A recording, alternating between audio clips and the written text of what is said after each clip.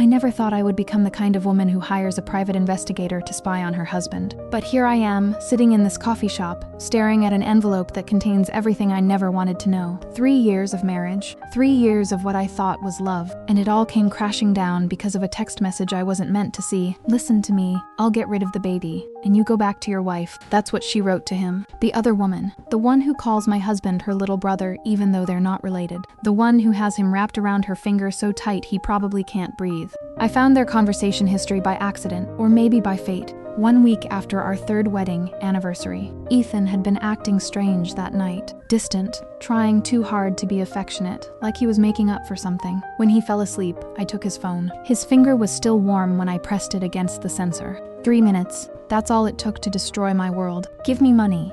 For what? I need to terminate the pregnancy. The words blurred as I scrolled through a year of messages. A year of big sister and little brother, a year of perfume descriptions and stolen kisses. A year of my husband becoming someone I didn't know. What perfume are you wearing today, big sister? It made my heart skip a beat. I wore it just for you.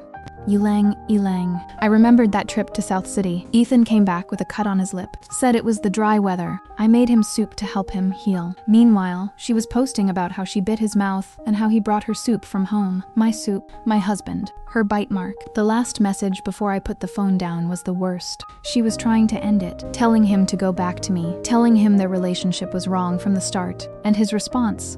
Desperate, terrified. No. I won't allow it. I absolutely won't allow it. You can't leave my world. I wanted to scream. I wanted to throw the phone at his sleeping face and watch him wake up to the wreckage he'd made of our marriage. But something stopped me. Some instinct for self-preservation, or maybe just the shock freezing me in place. I placed the phone back on the nightstand, lay down in the darkness. When he woke up and asked what was wrong, I said I couldn't sleep. Just like that. Normal. Calm.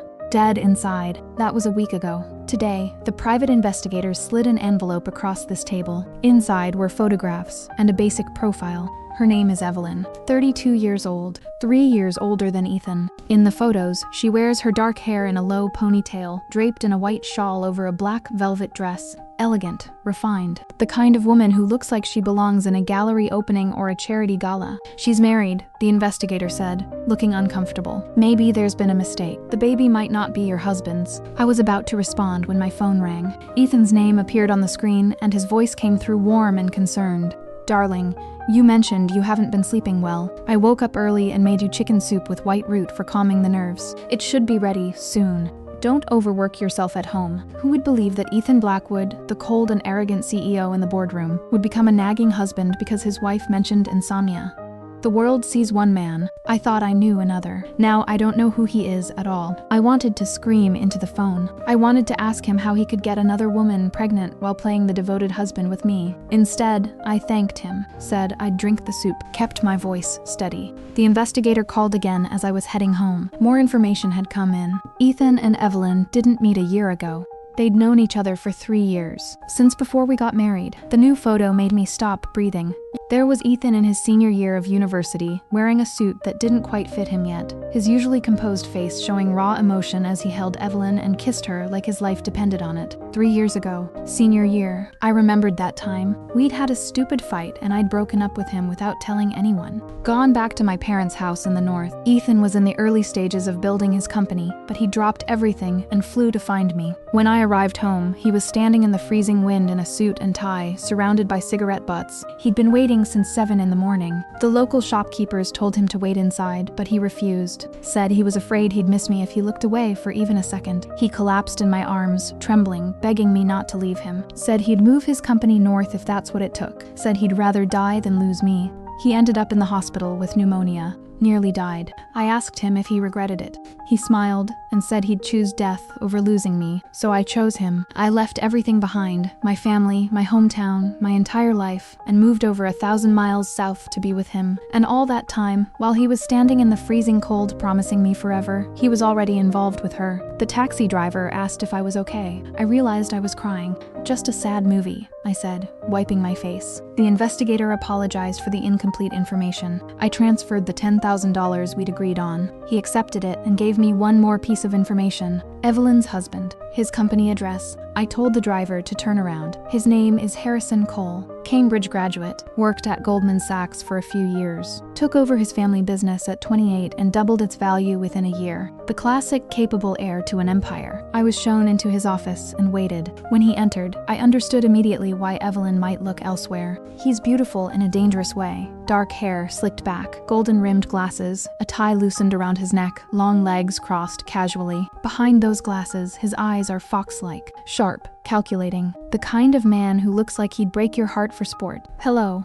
I'm Harrison Cole. He introduced himself and sat down. My assistant mentioned you're here about my wife. Yes, I didn't see the point in being subtle. Your wife is pregnant with my husband's child.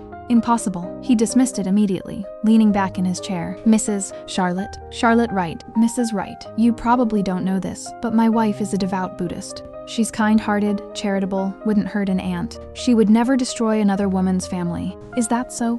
I looked at him. The late afternoon sun fell across his shoulder through the window blinds. His chest rose and fell slightly, faster than his calm demeanor suggested. Yes. She volunteers at the orphanage every 15th of the month, donates to international women's and children's organizations annually. Her moral standards are too high to satisfy her own desires at another woman's expense. I noticed his right hand on the table, clenched tight. Mr. Cole, have you been abroad these past few months? I pulled out the pregnancy test report from my bag. Harrison had been in the United States for 2 years, opening a new company. Returned just 1 month ago. The report showed Evelyn was in her first trimester, 3 months along. His eyes fixed on the paper, dark and unreadable. I'd achieved what I came for. I stood to leave. Mrs. Wright. He stopped me. My wife is pregnant with your husband's child. Why don't you have an affair with her husband? I turned back, incredulous. He was smiling, those fox eyes gleaming with obvious calculation. Right. A man who could double a company's value in 1 year was no innocent. 3 days later, I went to the city's largest orphanage. There were many young volunteers around. Evelyn stood out among them, wearing an extravagant mink coat, surrounded by children. She was helping a boy who'd fallen in the snow wash his hands. His clothes had a hole in them, and he was shivering, burrowing into her coat. His dirty hand left a black print on the fur. She didn't care about her ruined coat. She spoke to him gently, soothing him. A little girl ran over, saying they'd found a frozen stray dog behind the building. Evelyn immediately ran over, wrapped the dog in her coat, and buried it in the ground. I watched from a distance. She was beautiful in a soft, serene way. Her hair in a low bun, eyes full of compassion, hands pressed together in prayer for the animal. The young volunteers praised her. You donate to the orphanage every year and come to volunteer in person, even treating animals with such kindness. Another added, you don't understand. Sister Evelyn is Buddhist. She has her faith, so of course she does good deeds. Evelyn paused and said softly, even if I weren't Buddhist, I would still do good. People should follow their hearts, not perform goodness for the sake of belief. Everyone praised her kind heart, her bodhisattva nature. The baby in Sister Evelyn's belly is blessed. With a mother who does so much good, the child will surely grow up safe and sound. Evelyn smiled shyly, hands moving unconsciously to her stomach. Someone joked, Evelyn, will your husband come too? Of course, she smiled. Like previous years, he'll celebrate the children's birthdays with me today. I stopped moving forward and stepped back behind the building. I checked the date on my phone. Today? My fingers dialed Ethan's number automatically. He answered in one ring, voice tender. Darling, what's wrong? Are you still delivering New Year gifts to your clients at this time? Like in previous years? Yes. Why? Can you change the time? I'm not feeling well. Usually, the mention of my discomfort would send him rushing home, but this time, his voice remained gentle while he refused. I can't, darling. One must never forget one's roots. My company wouldn't be where it is without the support of industry seniors. I can't stop maintaining those relationships just because business is good now. They may not need these gifts, but keeping in touch preserves my reputation. Be good. I'll come back right after I finish. After hanging up, I messaged Harrison. A car drove through the orphanage gates. The license plate was my birthday. Ethan's car stopped in front of Evelyn. My blood turned to ice. I couldn't move. He took out a huge cake and 2 large boxes of toys from the trunk, then a string of candied hawthorn from the passenger seat. One for the big kid, one for the little kid. Evelyn smiled. The children gathered around him, chattering excitedly. The group went inside, volunteers and all. I followed them in and stood in a corner. Ethan sat at the head of the table, smiling gently, holding Evelyn in his arms. You shouldn't volunteer here anymore, with the baby. You never listen. You worry me. The director joked. You know your wife, kind-hearted. She pities these children. A young person asked, Mr. Blackwood, Do you prefer a son or daughter? I wanted to scream that Ethan didn't want children. When we first married, he said he hated kids, wanted to be child-free. I worried he'd change his mind when older, so I never fully agreed. I showed him photos of cute babies, pictures of colleagues' happy families. Nothing changed his mind. Ethan sat in the center, smiling lightly. I don't prefer boys over girls. I would love either. That's right. Mr. Blackwood would love anything Sister Evelyn gives birth to. The group laughed. I couldn't take it anymore. Seeing it in person was worse than reading it on a screen. The hysteria I'd suppressed that night in our bedroom finally broke free. No anger, no collapse, just the complete absence of reason. I pushed through the crowd, trembling, screaming, "Bastards. Both of you, bastards." Ethan's smile froze. He stared at me, face pale, body shaking. I screamed, grabbing Evelyn's hair, pulling her to me. One wears a mask of false kindness while destroying another's family, and the other cheats on his wife while pretending to be devoted. I slapped Evelyn's face twice hard. She reacted, screaming, nails digging into my hand. "Ethan, save me. Get this crazy woman out of here. It hurts." Nearby, young people tried to push me down. Ethan seemed to wake up suddenly, punching one of them in the face. His expression twisted as he shouted, "Get away, all of you. No one touches my wife." The would-be heroes stood frozen, confused. What does he mean? Shouldn't he be hitting the crazy woman if she's not his wife? Wait, which one is actually Mr. Blackwood's wife? A girl figured it out. Is Sister Evelyn the other woman? Suddenly, my foot slipped. Someone had dropped cake frosting on the floor. I accidentally let go of Evelyn's hair, losing my balance and falling. Evelyn fell back into Ethan's arms. I stared at him with hatred. "I'm sorry. I'm so sorry, darling." Ethan's eyes dodged mine. Voice hoarse. "She's pregnant. She can't fall." I clutched my stomach, lying on the ground in pain, feeling warm liquid flow beneath me as I pressed my right hand down. Someone screamed, "Oh my God, did she miscarry?" Before I lost consciousness, I saw Ethan rushing toward me in panic. When I woke in the hospital, Ethan sat beside me, shoulders slumped. When he saw my eyes open, his own reddened. He buried his head against my shoulder, crying, "I'm sorry, darling. I'm so sorry." He held me tight, voice shaking. "We can have another child." I ignored him, pushing his head away. "What are you crying for, Ethan? Or rather, what are you pretending for?" He looked at me, hurt by my sarcasm. I rarely speak this way. After university, I married my first love while others were still job hunting. People said I had it easy, happy childhood. Only child with parents' full love, a husband who worshipped me. My life was smooth sailing. So I was always kind, never using sharp words with anyone. My hand tightened by my side. I laughed coldly. "Haven't you already made your choice?" When I fell, Ethan was at a loss, trying desperately to calm me, looking devastated. "I didn't know you were pregnant, too. Evelyn didn't mean it. She didn't expect you to suddenly attack her. Did she not expect to be slapped by the wife whose home she's destroying?" Ethan flinched, lips pressed tight.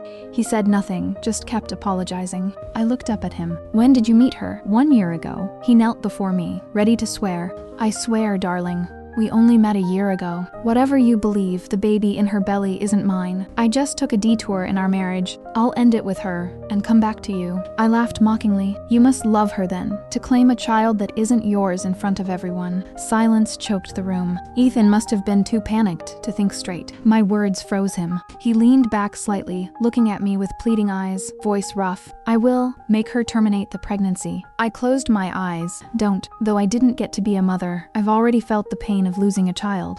Ethan's eyes filled with guilt and regret. His guilt was useless to most people, but to me and Harrison, it was invaluable. I sent Ethan away after 2 days, told him, "Looking at your face makes me sick. If you want me to keep starving, stay here." He left with hunched shoulders, looking back every few steps. I watched him go, thinking, no one knew that before going to the orphanage. I'd had a medical examination. I already had a suspicion then. I remembered the doctor congratulating me, but the timing was wrong. This baby came when I didn't need it, so this child had to be lost. I couldn't muster any maternal feeling for an unformed embryo, especially one carrying Ethan's genes growing in my body. Just thinking about it made me sick, so before going, I'd planned to lose the baby through Evelyn's hands. Before deciding to act, I'd messaged Harrison. He arranged for someone to be in the crowd. Evelyn cared so much about her reputation for goodness. Ethan's arrival was unexpected, but killing 3 birds with 1 stone saved me from maintaining the surface peace any longer. Like the ocean before a tsunami, when the time comes, the water will surge and erupt. No one can stay uninvolved.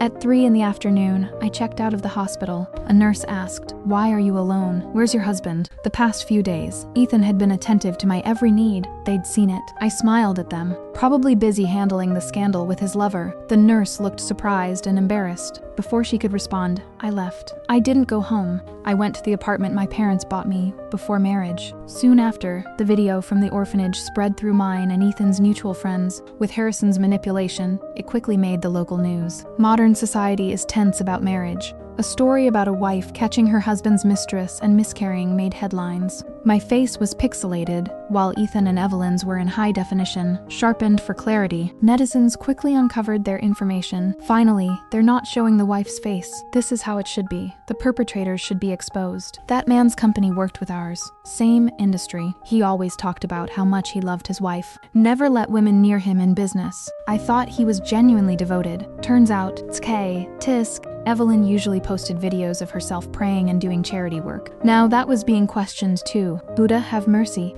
Did you ask Buddha before becoming a mistress? Did the old man approve? Doesn't this woman seem fake? They say she donates to the orphanage every year. Look closely at the kids' clothes. Thin cotton, some with holes. She volunteers in a bulky mink coat, clearly just for show. Suddenly, Evelyn's charity fraud was being exposed by netizens. Someone stirred the pot. The mistress has a husband too, tagging at Harrison Cole. A few minutes later, Harrison posted, divorced. Ethan, however, chose this moment to make a bold statement. Sorry for taking up social resources. I met Ms. Evelyn 1 year ago. I was unfaithful in my marriage and did wrong to my wife. I apologize to her here and hope for her forgiveness. 1 year ago.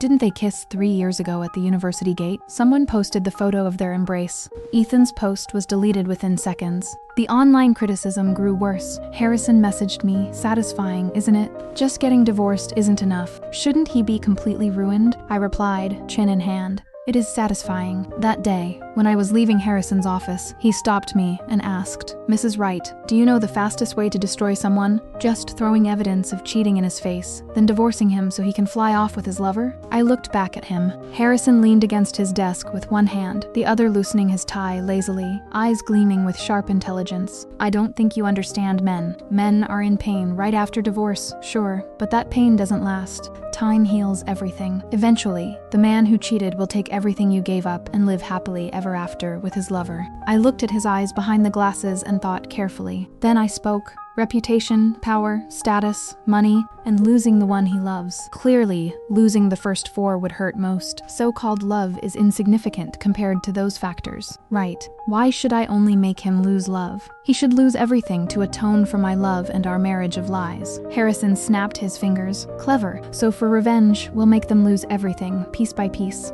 I felt a chill seeing his cruel smile. A man who could double a company's value in a year was no good person. The deception and calculation in business are far more terrifying than in marriage. Ethan was now trapped and unable to escape. His company had done well in recent years, grown large, but how could it compare to an established empire like Cole Industries? Harrison snatched several projects from him. His reputation as a loving husband was ruined. His image as a lying scumbag was firmly established. Wives in my circle forbade their husbands from dealing with Ethan. Birds of a feather flock together. Who would want to be the one catching their husband's mistress someday? Several industry seniors who'd watched us from the beginning began withdrawing their investments. Outside the window, a bright moon hung high. I stared at the USB drive in my hand. I'd downloaded confidential company data from Ethan's study computer. He never guarded against me. Sending these to his competitors would leave him with no chance of recovery. His company would face a massive financial crisis. Should I be this ruthless? My phone buzzed. An unknown user added me and sent a photo. A man's broad hand rested gently on a pregnant belly. The caption read, I never wanted to destroy your family. You went too far. Being immoral doesn't matter. Having a bad reputation doesn't matter. People should follow their hearts in this life. I recognized that hand.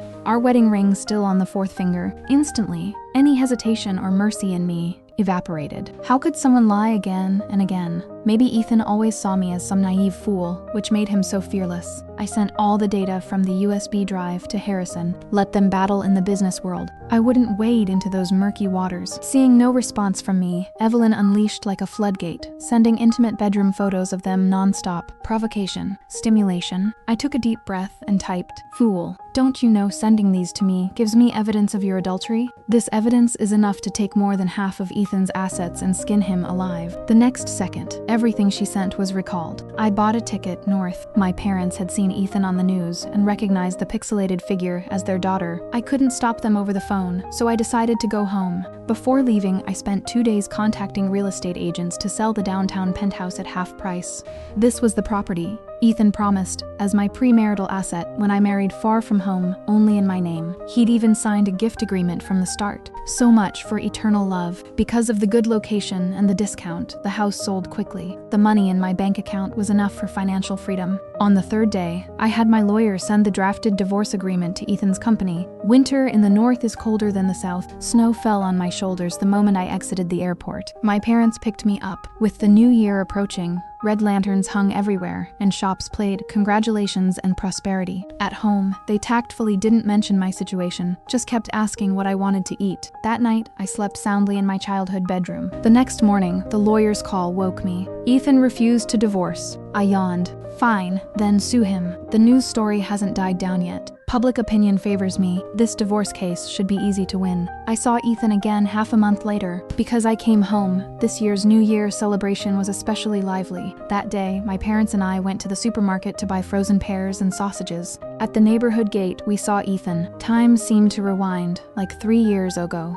Same time, same place, same remorseful, haggard man. So much had happened in half a month. Ethan's company was nearly bankrupted by Coal Industries. Broken capital chain, unpaid wages, frozen accounts. Even his only house had been sold by me. Harrison was right. This is when a person truly loses everything and begins to suffer. He saw me and stumbled forward, but was stopped. My father, 6'2", blocked me, roaring, "Get lost before I decide to hit you." Ethan looked terrible after some time apart. Unshaven, thin, talzweight. Harrison had been ruthless. My mother pulled at my father, suggesting we talk at home. At the doorway, Ethan stood before me, hands clenching and unclenching. "Charlotte." He looked at me, slowly crouching down until he was kneeling. Snow still covered the ground, and he knelt right on it. "I'm sorry, Charlotte. I lied to you. Evelyn was actually my neighbor growing up. I was short as a child, got bullied, and she stood up for me. When we grew up, I developed feelings for her, but her family moved away, so nothing came of it. Senior year,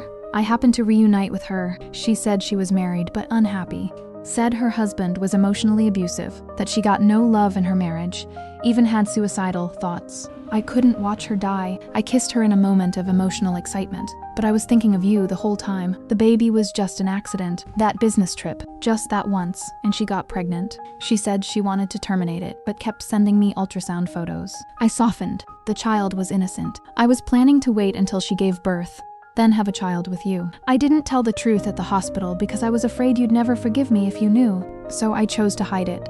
Charlotte, I've always loved you. Evelyn was just a dream from my youth. I made her terminate the pregnancy this time. For all the years of love between us, can we start over? Ethan's tone was sincere, eyes begging. After a long silence, I said coldly, "It doesn't matter anymore, Ethan. Nothing you say matters anymore. Remember what you said at the hospital. You were lying even when you swore. How can I believe anything you say now? You've lied so much you believe yourself. I can't let it go. How do you trust someone who lied from the very beginning? We have no trust left. I'm afraid that if I forgive him, every night I'll remember and feel sick. Ethan, I saw your phone on the night of our 3rd anniversary."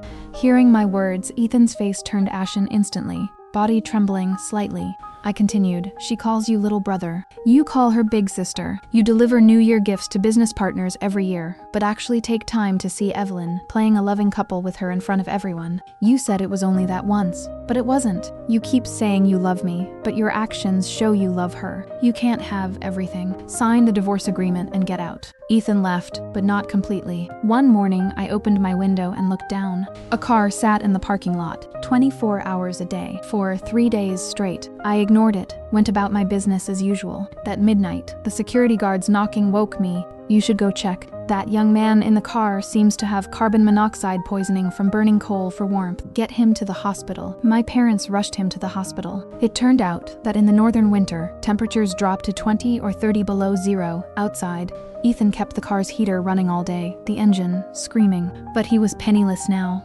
Couldn't afford gas, couldn't afford a hotel. To keep warm, he bought the cheapest coal. The car space was small. Even with windows open, he inevitably inhaled large amounts of carbon monoxide. My mother asked if I wanted to visit. I thought about it and decided not to, just having them take the divorce agreement to the hospital. Will he sign it? He will. We know each other. At this point, my refusal to appear should tell him to let go. I cooked noodles in the kitchen. After 2 bites, Harrison messaged me. Divorced yet? Not yet, but soon. Want to know what happened to the other person? He asked over the phone. Since I left, Harrison had been giving me real-time updates on their situation. Honestly, I'm grateful. Without his help, I would have just divorced Ethan, taken the money, and left, at most damaging his reputation. Ruining a company, making him an outcast in the industry, that was beyond my ability. Tell me.